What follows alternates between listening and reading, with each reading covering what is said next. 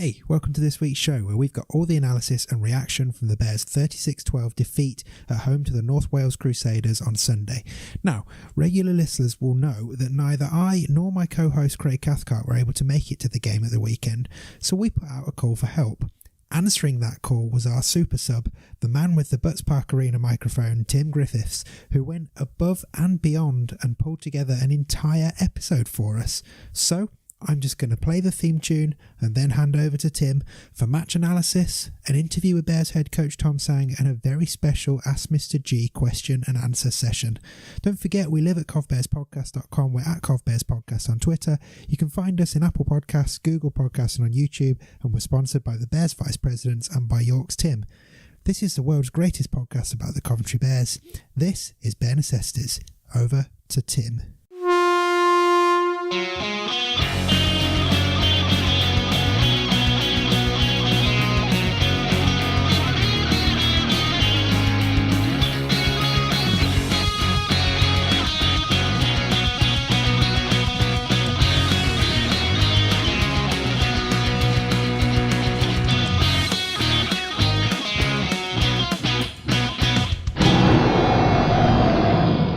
So you joined me here, Tim Griffiths, at the Butts Park Arena after today's game finishing. I think the only real word is frustrating. A frustrating 12 points to 36 to the Bears. All coming in the second half, the Bears scores after a first half where it's 16-0 to the visitors of the North Wales Crusaders, which will be one to forget, definitely. And I'll tell you a bit more about that in a second. And also we'll have the thoughts of Tom Tsang, and also I will be doing a very special Ask Mr. G to do all your questions. So Ask Mr. G coming up, but first, the tale of today's game. So interestingly, it started fairly well for the Bears with a defensive set, which was where they defended their own line very well, and they actually managed to force a knock-on, meaning that they got the ball back very quickly, which was good. However, then the first of several errors started to come off. Afternoon really full of errors for the Bears and lots of things in their control, and I think when Tom and the boys look back at the tape this week, they'll definitely be looking for things they can improve, and they'll be able to spot quite a few of these things. And the first one was a kick out on the full from Benstead. Paul Emanuele later on kicking out on the full as well, just as the wind get up here down at the Butts Park Arena. And it wasn't long, it was just 7 minutes in before the first of the many tries the Crusaders goes in with Earl Hurst drifting over to the far right side and just putting a lovely float ball through, which Hurst gets on the end of and scores. We did that well for the Bears coming on to that, managing to get a ball that was then bundled into touch. Dante Molly-Samuels being on the end of it and really being given nowhere to go and then forced in before long, when there was another try with 10 minutes gone, and Kenny Baker, the number 17, scored the first of two tries of the afternoon, and the conversion was good this time, so it was 12-0 up. Some solid performance then for the Bears as they tried to sort of get themselves back into the game, managing to force a repeat set thanks to some good work again from Dante Molly-Samuels, and Benstead then kicking. Well, a kick that just sort of really skimmed the outside and looked like it was going to stay in the field of play, but just stayed inside. They managed to then get a dropout forced thanks to Chris Barrett, and unfortunately then on the 20-metre line, Jason Bass then drops the ball, which meant that the Crusaders got the ball back. From the subsequent set, Kenny Baker goes up again and manages to take the ball forward, and this time scoring himself. Ashall it was actually that scored that first try, but the work was done by Baker. Must correct myself there. And they then managed to get a goal line dropout force themselves before half-time, and then Paul Emanuele kicking out on the full. So take the half-time score 16-0 in favour of the visitors. Lots of errors, lots of drop balls, knock-ons, everything really, and must be very frustrating to go in at half-time like that. And then obviously Tom would have had a word with the boys. They did come out and started much better in the second half, however, with the first real action of the second half being a try for Reece Rance, which I think is probably one of the contenders for try of the season. Reece starting off pretty much about 10 metres infield on the 30-metre line with the ball, and then managed to break through, get a nice break, and then just manages to keep accelerating, and then his legs were sort of flying in front of him, and it was almost like he was sort of goose-stepping forwards and just flying forwards, and with these high steps manages to drift across the pitch and manages to get over and score all by himself. And you've definitely got to watch that one. It will be on YouTube, so I'm told, but it's definitely one. And then managed to back that up by forcing a knock-on on the subsequent set. So really at this point the Bears are doing very well, and it looks like they could get back into the game. And this was exemplified by the performance on the right edge, particularly of Chris Barrett, Dante Morley-Samuels and Reece Rance, really gelling well for a couple of sets. However, a ball that wasn't sent out to Reece Rance when he was over and waiting was knocked on, and then from the subsequent set the Crusaders wander up the other end of the field and get a try, and this started a flurry of tries. This first one from Moore, converted by Johnson, to take the score to 22-6, and at this point it is looking like they're going to stretch out. Then there's another 2 tries in quick succession. The first to Conroy from the Crusaders, which is really probably the most frustrating one of the day. It shifts out to the right edge, he drifts across and just goes through, and really unopposed at this point. The conversion was missed because it was out on the far touchline by Johnson. However, it wasn't going to be long before they were going to score again, with Kenny Baker again getting his second of the afternoon, crashing through the middle, and really unopposed in that middle unit. There wasn't much space for anyone to put some defence on, and Crusaders just rolled on through, and there they were under the posts. Then that was followed up 4 minutes later by another try to Dale Bloomfield, the winger, managing to following a penalty for a high shot given by Peter Ryan. And at this point, it's looking pretty bad for the Bears. They're at this point then 36 points to 6 down, and that was it really. And before long, and there was consolation towards the end. A nice try from Jason Bass, just pogoing in off one leg, rolling over to score, and then Ben Stead managing to kick the conversion from just 2 metres in, right out on the far right-hand touchline. It was an excellent kick, and probably one of the high points of the day for the Bears. So overall, as I said, a very frustrating afternoon here at the Butts Park Arena. Lots of mistakes, plenty to look back on. There were, however, some positives. In particular, I thought Reece Rance and that whole right-hand edge of Dante Morley-Samuels and Chris Barrett had a very good game. Kieran Sherratt again. You can't talk about Chris Barrett without talking about Kieran Sherratt, because they're just inseparable in a way that they're both excellent and continue to be. Another star performer for me was Liam Rice-Wilson, who played 68 minutes without coming off, just coming off towards the end to be replaced by Brad Sheridan, but really put a lot of work in defence in particular, where he stood up and really made sure that his presence was felt. And other than that, it was a frustrating afternoon, and it will be very much looking back and thinking from the Bears what might have been. And unfortunate really, because there were plenty of points where they could have imposed themselves in the game, but they just made little errors that then Crusaders were able to take on. Certainly in the second half, 2 penalties given away, 2 tries from the resulting sets, tells you the whole story. Anyway, now time to hear from Tom Tsang, who's going to give us his thoughts on the match. So I'm joined here by Tom after a 36 points to 12 loss to the North Wales Crusaders. Tom, I'm going to set you a challenge. Try and describe that without using the word frustrating. Well, it was very... it was difficult to play against a team that are strong like Crusaders, with guys coming back from injury and not having been able to train properly. So we've obviously brought in 2 or 3 guys, or probably 4 or 5 guys who missed the last couple of games, or the last couple of weeks. And on paper they're strengtheners, but obviously they haven't been able to train. So there's just a lot of timing issues that were out for us.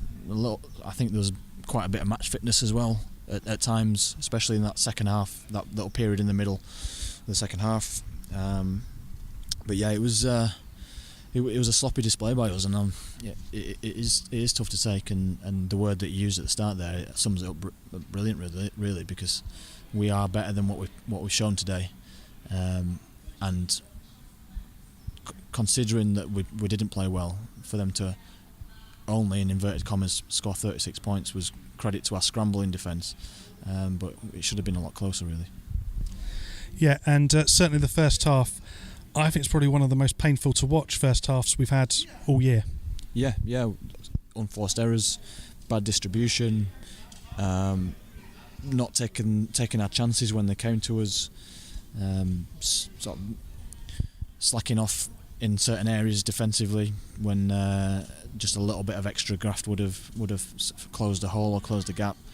But you say all that, and at half time they scored 3 tries, 2 of which were off the back of nothing much really, and the third was off a kick. So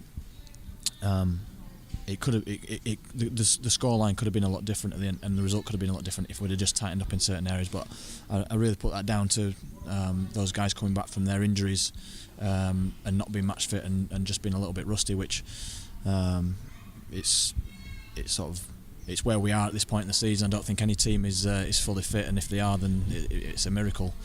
And it's something that we've just got to work through. And to take one of the positives out of it, the try for Reece Rance right at the beginning of the second half did give everybody a lift, and what a fantastic try it was. Yeah, sensational. He's been threatening to do that every time he's played, really. We've said it quite a few times, all he needs is just to break that first tackle and he'll be away. He's done it a few times in training. He's shown us that we can, and he's just proved it today. I think probably try of the season for us, sort of certainly on an individual try level.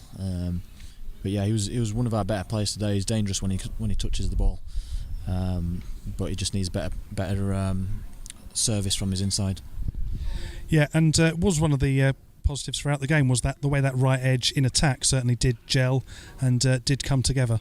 Yeah, and that's been a fairly settled edge all season. So obviously, apart from the long patch that Chris Barrett had out with his broken leg, when he's come back, he's been ever present. Ben Stead's played every game for us pretty much, and Reece, once he got into the team, has kept that shirt for himself as well. So that edge has been pretty consistent, and that's probably the reason we go down that side a little bit more. But yeah, just across the team really, in certain at crucial times, we just sort of pushed the pass a bit too much and didn't really create any pressure. Didn't build any pressure on Crusaders' defence, so that's where it was lost. And to pick out another positive was the sheer work rate and effort put in by Liam Rice-Wilson. 68 minutes of work and really doing it tough up the middle there. Yeah, he's not the biggest lad, but he really plays with heart. He's really game in defence, and he puts himself in front of some big bodies, and for him to sort of work out 68 minutes worth of graft there, it's a fair reflection on him as a bloke. He works very, very hard. He's got a good attitude, and he's improving every time he plays. I think when he first came to us, he was a trialist. We weren't sure how much he was going to play, and he's really proved that he can play at this level. He just needs to keep working hard, maybe put a little bit of weight on in the off season and into pre-season, and I'm sure he'll come back next year bigger and better. And as we are now edging towards the end of the year, what changes in terms of your coaching and the way you go out of things just to get over the line and get those last 2 games in the bag, and what are you looking for from those last 2? Well, we set ourselves the goal of each game being better than the previous game. I know we set the bar fairly low today, but we just need to make sure that we're improving, and that's what, even though in theory there's not that much to play for, we want to be testing ourselves and pushing ourselves, and that's what we're going to be working towards, is looking at ourselves, making sure we keep on improving. Tom, thank you very much. Enjoy your evening. No problem. So that was the thoughts of Tom, and as I said and I alluded to, and I kind of tricked him, really, it's a bit unfair of me, but it was frustrating today overall, and it was a large part in the Bears' gift to do that. There was some interesting calls by the referee who was sort of waving his arm around very demonstrably, almost like he was sort of an Italian traffic policeman, sort of all over the place, big gestures. But at 36 points to 12, you definitely can't blame anyone else but yourself. You have to take a look back and say that unfortunately things just didn't go the way, and it was an opportunity today, and it was an opportunity to cement that league position that really you feel the Bears overall have probably deserved, but unfortunately they didn't get it. Anyway, time now to move on, and we're going to move on to Ask Mr. G, a very special one-off Ask Mr G, and this is of course sponsored by York's Tim. So yes, Ask Mr G here. So we put this out on Twitter a couple of days ago, and I thought I'd take the opportunity to answer some of your questions. So we start with Fatboy Rob, that's Fatboy_Rob, who says, am I going to amend my pre-game half-time playlist since your stand-ins raise the bar? Well, I have taken it game by game, as always with the playlist. I do have a look, try and get some big pumpers in just before the kick-off, and then something at half-time as well, something in the chart that everybody likes. And of course, being a bit of an indie rock and roller myself and a lover of ska, I do like to throw them about a bit, and I do always like to end on Enjoy Yourself by The Specials, because Coventry band and one of my favourites of all time as well, so that's nice and coincidental. Today, of course, I did tease one in by letting the Crusaders fans having Delilah, because I've always had a good relationship with the Crusaders fans over a few years when I've played them with Oxford and now with Coventry, and I've always given them that if they win after the game, it's only fair that they get their song. Rob also asked a second question, which was more enjoyable. Rovers, that's Hull Kingston Rovers, my team I support, and how I ended up in rugby league, beating the Black and Whites or the Bears beating Keighley. Well, Rob, I don't think this is going to be a surprise, because I've said this on the Super League pod and a couple of other occasions. It was, of course, the Bears beating Keighley, because that hasn't happened before. And Hull KR have beaten Hull FC lots of times, and that's been enjoyable. And it was an enjoyable game. However, the sheer emotion, the sheer physicality that I felt, and the visceral reaction I had to that Keighley game was like nothing I've ever been involved in sport. Absolutely loved it. Really enjoyed getting behind the boys. And as people here would have known, at the end of the game, I could barely talk. I was in floods, and my voice was burnt out. It was just horrendous in some respects, but utterly brilliant. So I think that's definitely my highlight of the season, and probably one of my highlights of being an announcer in rugby league, full stop, I think, really. Next question comes from Chris McEwen. That's at Chris McEwen80, or Chris McKeown, or Christmas, depending on how you like it. And it's a very good question, and it's who wins a fight between a full-grown brown bear and a full-grown Bengal tiger? So a full-grown brown bear and a Bengal tiger. Well, of course, I'm going to back the Bears. What else is there? Because, if nothing else, a bear is going to be... It's very protective. They're known of just having that sheer power. And, tiger, I just see being ripped to shreds by the Bears. So we'll see when the Bears eventually end up playing Castleford in Super League. We'll see, and we'll see the same result. Anyway, moving on, we've got another question in from Dr. Hideous. That's David Cantrell, and he says, that's at Dr. Hideous, and he says, seeing that you're called the Bears Necessities, can you please include a segment reviewing gay bars? Well, let's take on that one for you, Dave. And my favourite I can recommend would be New York in Manchester, down Canal Street. Absolutely hilarious time had in there with some friends a couple of years ago. Do enjoy it, and I've got a celebratory keyring as well from there. So do definitely recommend New York. We have another one in from Bears team manager Connor Kelly, who asks, when is at original Mr. C back? Don't you fear, like James Bond, he will return, and I believe that will be next week. We'll have more of that. And one final question from our sponsor of this segment, at York's Tim Poulter, who says, I'd like to ask Mr. G how he thinks Coventry Bears will cope with next season without any Australian players in the squad for the first time since who knows when. Well, there's two parts to this question, Tim. One, we don't know there aren't going to be any Australians. Number two, we have got a few players who look like they could be Australians. So we've got Errol Carter in particular. I think if you tucked a surfboard under his arm, put him in some board shorts, and gave his accent a bit of a twang from his Surrey vowels at the moment, I think you could definitely get him to pass as an Australian. So we could do that. And the other one would, of course, be Dan Gover, who, if you told me him and James Gertchen were brothers, I would not have called you a liar. So it's one of those two. Definitely, I think, could be our fake Australians if we had to. And you know what, mate? I mean, I could do an Australian over the PA if we really need to, because I could do that for 80 minutes, I'm quite sure. And I don't know why, but I'm actually sounding a bit more Kiwi now. And then I could definitely do some Australian for that anyway. Okay. Anyway, that is me, Tim G Radio, signing off for a very special edition of the Bears Necessities podcast.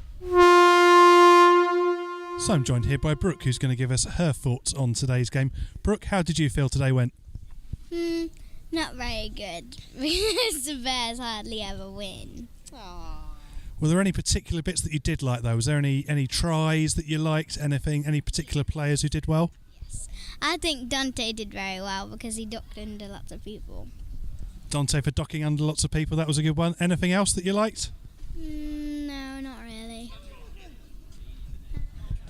Anything you guys liked?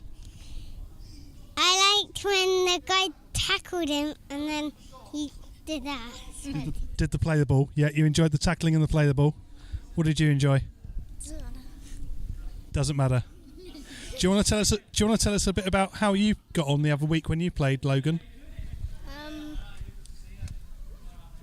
The boys were a bit rough. That's what I'm saying. Did you enjoy it, Logan? Did you enjoy your first taste of competitive rugby league? Probably. Yeah. And how long until we see you wearing the Bears shirt out on the pitch? I don't know. Until he dies. So was it my kids? Never, ever again, because he hates rugby. Until he dies. Okay, that's an unusual answer. Thanks, guys.